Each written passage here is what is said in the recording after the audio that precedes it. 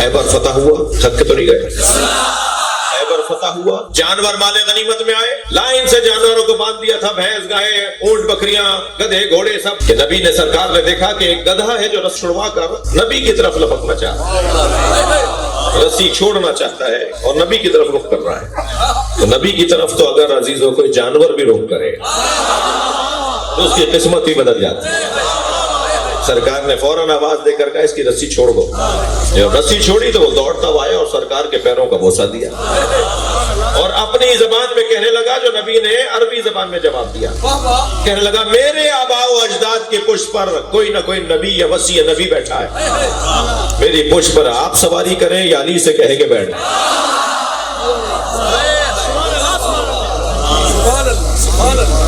जानवर भी पहचानते हैं और जो इन्हें न पहचाने मैं उन्हें जानवर भी नहीं कहूंगा।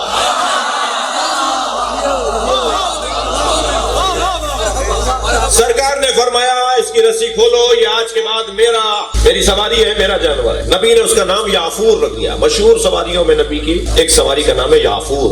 सरकार ने कुछ देर के लिए उसमें सवारी की वहीं खैबर के मैदान, और उसके बाद वो नबी से मंसूब था। नबी जहां होते थे वहीं कहीं करीब आकर बैठ जाता था और नबी के बैठने की बरकत से इतना समझदार था कि नबी उसकी पुष्प पर कुछ रख देते थे और कहते थे फला साहबी को देकर आओ, तो ये उसी को जाके देता था। और अगर फरमाते थे फला को बुला कर ले आओ तो ये उसी को बुला कर लाता था। थके नहीं है तो जुमला कहूं, जो नबी की बात को समझे मैं उसे गधा कैसे कहूं, और जो नबी की बात को न माने मैं उसे मुसलमान कैसे कहूं।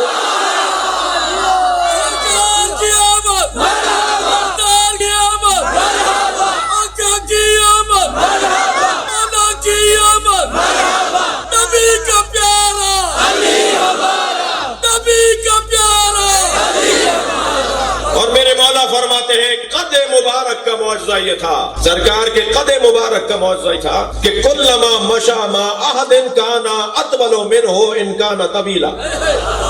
जुमला सुने मौला का। मौला फरमाते हैं कि नबी मुकर्रम के कदे मुबारक का मौजज़ा ये था कि जब वो किसी के साथ चलते थे अगर वो लंबे कद वाला भी होता था तो नबी का कद उससे ऊंचा हो जाता।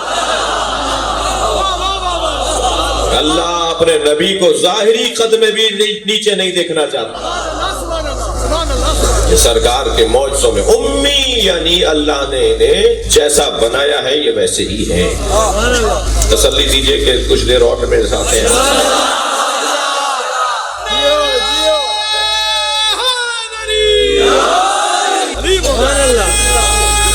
भाई इनके शौक को कहाँ ले जाऊं?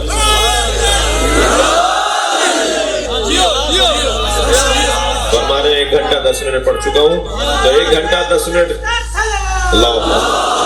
1 घंटा 10 मिनट में से आप 25 मिनट तो नारों के निकाल दिए, तो मुझे अभी 15 मिनट पढ़ने दीजिए ताकि मैं 1 घंटा तो पढ़ दूँ। क्योंकि कुछ लोग कैलकुलेटर भी ला के बैठते कि मौलाना ने इतनी देर खिताब किया, इतने नारे कम कर लीजिए, तो खिताब तो आधे घंटे का ही था। तो वो जो नैब के लिए सरबराह बैठे हुए हैं ना हिसाब किताब करने मेरा और आपका, उनके लिए जरा एक जुमला कह दूं। ये मजलिस बहरैन में, ओमान में, कतर में, ईरान में, इराक में महफिल नहीं हो रही, ये पाकिस्तान में हो रही है। पाकिस्तान की महफिलों का यही रंग, इसी अंदाज से हमारा रिवाज है, हमारी अपनी रिवायात है। आयत आगे बढ़ रही है, अल्लज़ी यजदूनहु मक्तूबन इंदहुम फित-तौरात वल इंजील। वो नबी उम्मी कि जिसका जिक्र तौरात में भी है और इंजील में भी है। ये अचानक नहीं आ गए, हर नबी के दौर में इनका इंतजार किया गया है। बताया गया हमारे बाद कोई आने वाला है, हमारे बाद कोई आने वाला है। तो कम से कम इतना तय हो गया ना कि इंसान के मुकद्दर में इंतजार। कभी पहले वाले इंतजार करते रहे, कभी अब वाले। आदि की खातिर इंतजार करना ये इंसान की तकदीर का हिस्सा है। अल्लज़ी यजदूनहु मक्तूबन इंदहुम फित-तौरात वल इंजील, जिसको पहले से बता दिया गया था कि वो आने वाला है। पहले से वो आमादगी की जा रही थी कि हमारा रसूल आने वाला है। जिसकी पहली जिम्मेदारी ये है कि यामुरुहुम बिल मारूफ, वो अम्र बिल मारूफ करता है, उन्हें अम्र करता है मारूफ। وَيَنْهَاهُمْ عَنِ الْمُنْكَرِ، اور برائیوں سے روکتا ہے، اچھائیوں کی دعوت دیتا ہے، برائیوں سے روکتا ہے۔ وَيُحِلُّ لَهُمُ الطَّيِّبَاتِ، اور طیبات کو ان کے لیے حلال قرار دیتا ہے۔ وَيَحْرُمُ عَنْهُمُ الْخَبَائِثَ، اور خبائث کو ان پر حرام قرار دیتا ہے۔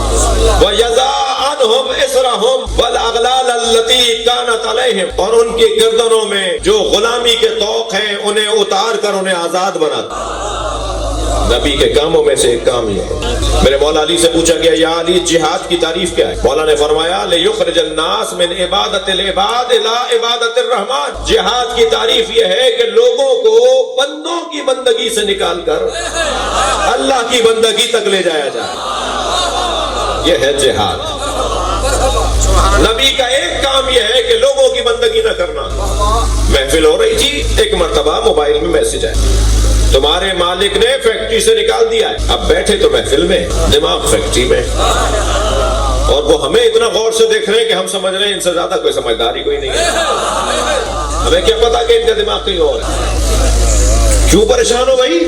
مالک نے نکال دیا۔ اس مالک کو کون رزق دیتا ہے؟ جو اس مالک کو بھی رزق دیتا ہے وہی تمہارا رازق ہے۔ لہذا اگر غلطی کی ہے تو معافی مانگ لینا، غلطی نہیں کی ہے تو رازق وہ ہے، کوئی کسی کا رزق بند نہیں کر سکتا۔ دو کام اللہ نے اپنے اوپر لیے ہیں، ایک رزق کی ذمہ داری لی ہے، کوئی زمین پر ہلنے والا نہیں ہے، ما من دابۃ فی الارض الا علی اللہ رزقھا، زمین پر ہلنے والا کوئی نہیں ہے مگر اس کے رزق کی ذمہ داری اللہ پر ہے۔ اور دوسرا کام ان علینا للہدی، ہادی میں بناؤں گا، نبی میں بناؤں گا، امام میں بناؤں گا، رسول میں بناؤں گا، خلیفہ میں بناؤں گا، یہ ساری آیتیں ہیں جی۔ خبردار بندوں کی بندگی سے باہر آئیں گے۔ نبی کی ولادت کا جشن ایک بہت بڑا پیغام یہ ہے، نکل آؤ لوگوں کی بندگی سے باہر۔ میرے مولا علی کے مریدوں سنو، اللہ نے علی کو سجا کر بھیجا دو چیزوں سے۔ نبی فرما رہے زینک یا علی زینک اللہ فی الزہد بالزہد فی الدنیا وحب المساکین، اللہ نے علی تمہیں دو چیزوں سے سجا کر بھیجا ہے، دنیا کا زاہد بنا کر بھیجا ہے اور مسکینوں سے پیار کرنے والا بنا کر بھیجا ہے۔ خبردار کوئی شخص اگر غریب ہے تو یہ نہ سمجھے کہ وہ حقیر ہے، حقیر اور ہے، غریب اور ہے۔ خبردار کبھی پریشان نہ ہونا پیسے کی بنیاد پر۔ میں ان بچوں اور جوانوں سے کہہ رہا ہوں کر لی تو میری مراد پوری ہو جائے گی، پیسے کو اگنور کر کے دکھاؤ، حرام پیسے کو نہیں، وہ تو ویسے ہی چھوڑنا ہے، اس کو تو ویسے ہی ہاتھ نہیں لگانا۔ حلال پیسے کو اگنور کر کے 20,000 روپے آئے، حلال پیسے آئے، مل رہے ہیں، مل گئے تو بہت اچھا، نہیں ملے تو میری صحت پہ تو نہیں چاہیے۔ 3 مرتبہ یہ پریکٹس کر کے دکھاؤ، حلال پیسے کو، دولت کو، پیسے کو نظر انداز کرو، دولت سے محبت کم کرنے کی مشق کرو، پیسے سے پیار کم کرو۔ میں تمہیں اس ممبر کی قسم کھا کے کہتا ہوں دنیا تمہارے پیچھے ایسے چلے گی کہ تمہیں جان چھڑانا مشکل ہے۔ پیسہ برسے گا مگر وہ پیسہ برستے ہوئے تمہیں اس لیے کچھ نہیں ہوگا کہ تم اس سے پیار نہیں کر رہے۔ علی کے چاہنے والے پیسے کو نظر انداز کر کے دکھائیں۔ ممکن ہے کوئی کہ مولانا نہیں کیا بات کر رہے ہیں، پیسے کو نظر انداز کیسے کریں؟ نہیں، اگنور کریں پیسے کو، پیسے کی خاطر بھاگے نہیں۔